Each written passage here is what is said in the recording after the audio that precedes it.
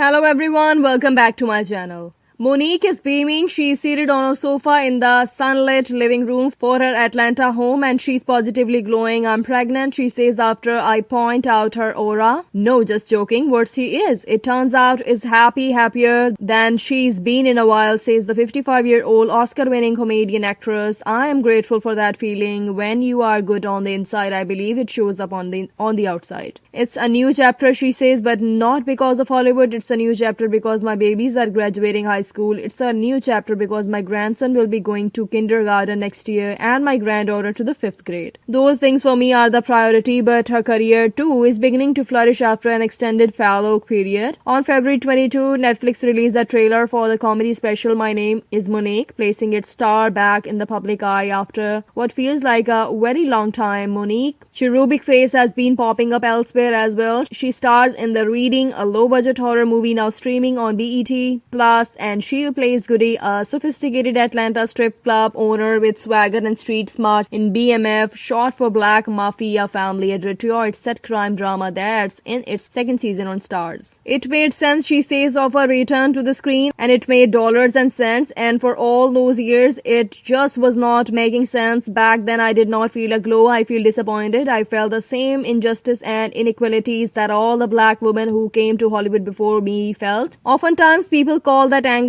They call it bitterness. They call it unstable. They give it all these titles except what it really is. That My Name is Monique exists at all is a major victory for her roller coaster career. In 2017, Netflix approached her to star in a special and offered her $5 to do so. Monique was characteristically vocal about how she felt about that the sum was discriminatory and indicative of the pattern of underpaying black women. She pointed to 8-figure deals paid to comedians like Dave Chappelle, Chris Rock, and Amy Schumer for comparable work. Netflix abruptly called off the negotiations. Most artists would probably have moved on at that point. No, Monique in 2019, she sued Netflix for failing to negotiate in good faith. Surprising just about everyone but Monique. A federal judge overseeing the case sided with her. The lawsuit ultimately settled out of court in June 2022. My Name is Monique taped 4 months later in Atlanta, the city she has called home since 2009. This one right here is personal. Monique teases in the trailer for the special, which debuts globally April 4. When you walk away from this one, you will say, now we understand that moment. That's a tantalizing pitch because Monique, despite consistently dazzling audiences on stage and on screen in everything from her mainstream breakout in 2001 concert film The Queens of Comedy for her Oscar-winning performance in 2009's Precious, has up close and personal proven a difficult read even to some of her closest friends. Take for instance Lee Daniels, who directed her to that Best Supporting Actress Oscar in Precious. Before they made the movie, Monique and Daniels were virtually inseparable. We knew each other when there were no cameras on, when there were no red carpet. She says we knew each other on 3 a.m. phone calls, but something transpired in the run-up to Oscar night that placed a wedge between them. It began as a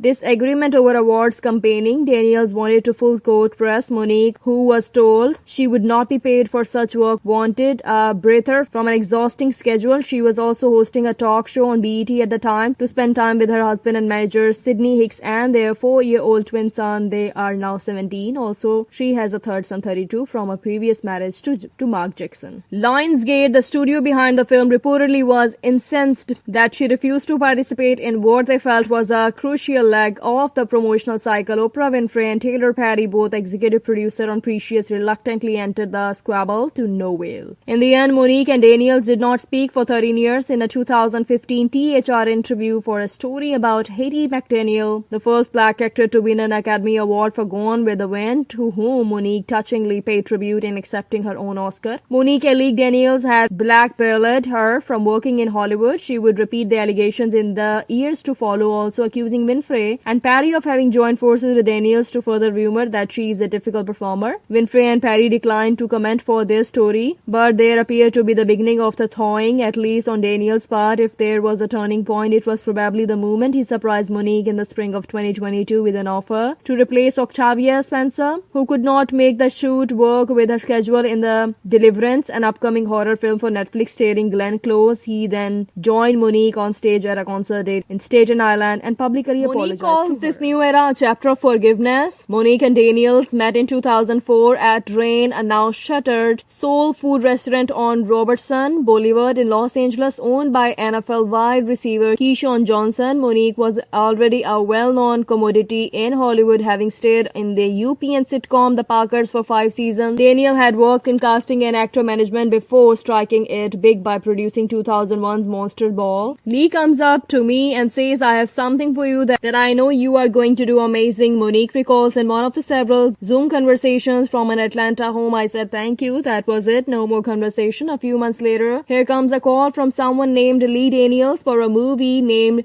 Shadow Boxer, an outrageous crime thriller show in saturated colors. 2005 Shadow Boxer was Daniels' first directorial effort and follows a pair of contract kills who happens to be stepmother and son and also happens to be lovers. They are players by Helen Mirren and Cuba Gooding Jr., and the two engage in a particularly graphic sex scene in a graveyard. In Shadow Boxer, Monique played Precious, no relation to Daniels' later film of that name, a drugged-out nurse who sleeps with her Dr. College, played by Joseph Gordon-Levitt. The film was trashed by critics but established Daniels' no-holds-barred voice and set the stage for future successes. "I saw a genius," says Monique, of observing Daniels at work. "I saw someone who was fearless, such as visionary, someone unafraid to put these characters together unapologetically. You had Helen Mirren and Cuba Gooding laying in a symmetry, pumping. What are you doing, Mr. Daniels?" It was so refreshing and breathtaking. Shadow Boxer was the start of a beautiful friendship between Monique and Daniels. "We never stopped communicating," she says. A few years later, Daniels sent Monique a script with an unwieldy title, Push, based on the novel by Sapphire, later changed to Precious, based on the novel Push by Sapphire, to avoid confusion with another film called Push, a drama about a 16-year-old Harlem girl raised by a monstrously abusive mother. Daniel wanted Monique to play the mother. It was like, "Lee, what the hell is that?" Monique recalls of her reaction to the shocking script in which the teen, who would be played by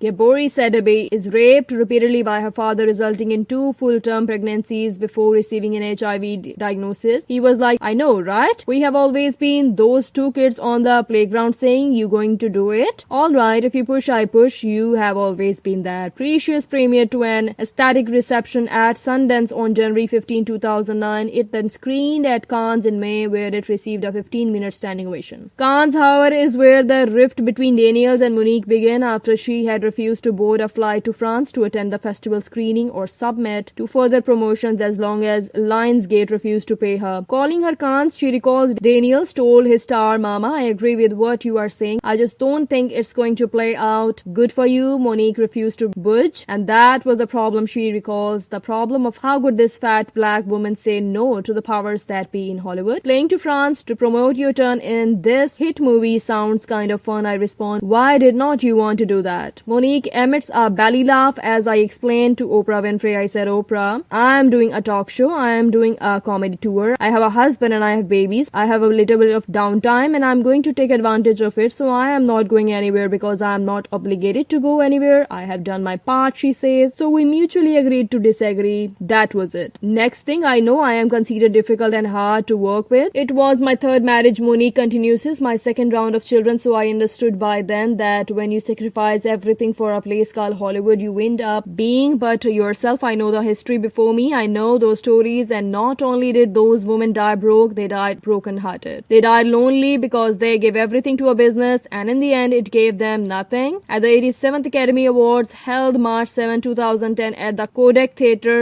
renamed the Dolby Theatre in 2012, Monique was a ruched loyal blue gown by Tadashi Soji with white gardenias in her hair, a tribute to McDaniels, who wore the same flowers when she accepted her Oscar in 1939. "First, I would like to thank the Academy for showing that it can be about the performance and not the politics," Monique said on stage, earning applause before turning her thoughts to McDaniel, whom she thanked for enduring all that she had to so that I would not have to. She mentioned Winfrey and Patty in her Oscar speech because you touched it, the whole world saw it, she said, but did not utter Daniel's name in sensing him. Despite the victory, Monique says she received a chilly reception from her collaborators. After waiting 40 minutes to take a group photo with the evening's winner, she decided she would had enough of the Oscars and went back to the hotel with Hicks to put her twin sons to bed. "So when you all see the photo from the year that I won, I am not in the picture," she says. The next morning, Monique and Daniels had a brief, stilted conversation. Soon after that, she presented him with an award at an LGBTQ event. Monique assumed the tensions had passed several months later. He he made her an offer to join the cast of The Butler. The 2013 film starred Forrest Whitaker as Cecil Gaines, a real-life African-American butler who served for 34 years in the White House, but the part Daniels proposed, Gloria Gaines, Cecil's wife, ultimately went to Winfrey. Daniels and Monique did not communicate after that for several years, but he eventually did reach out, saying he wanted her for the part of the Cookie Leon, the matriarch of the family dynasty in Fox Frothy Empire, a part that instead went to Taraji P. Henson. Around that time, Butler screenwriter and Empire co-creator Danny Strong tweeted Monique was never offered a role in Empire or The Butler, but Daniels confirmed that he wanted Monique for both parts. Yes, I did, he says, but I did not have the power to hire her. There were studios and other producers involved. There would be more bad blood to come, particularly where Winfrey was concerned. In 2014, Monique was invited to the Santa Monica home of actress Alfre Woodard for a party in honor of Lupita Nyong'o, who had just been Oscar nominated for Best Supporting Actress for 12 Years a Slave. They invited you if you were a black woman who had won or been nominated for an Oscar, Monique explains. We all had to tell Lupita what our experiences was and share an upliftment get-together. Thanks for watching. Like, share and comment.